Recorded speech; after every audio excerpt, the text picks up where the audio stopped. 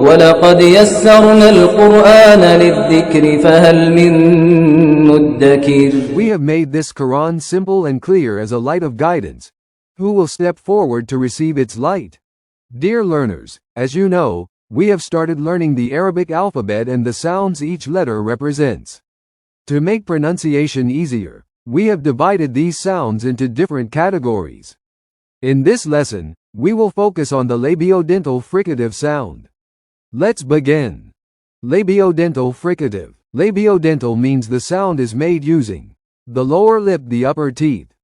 When you gently touch your lower lip to your upper teeth and let air pass through with friction, that friction creates fa. It is exactly like the English f in fan. Dear learners, let's apply short vowels pattern on it. Short vowels pattern is called harakat, meaning movements. Fa, fe, fo. Fa, fe, fo.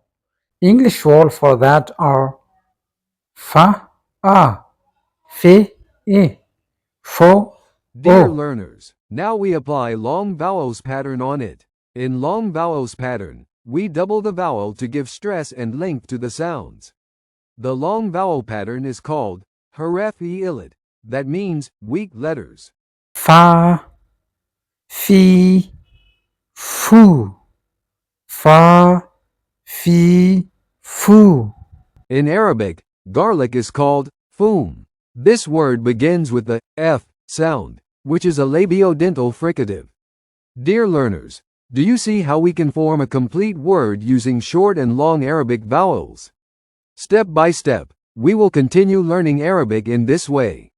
By doing so, you will not only be able to understand the Quran, but you will also be able to communicate in this language.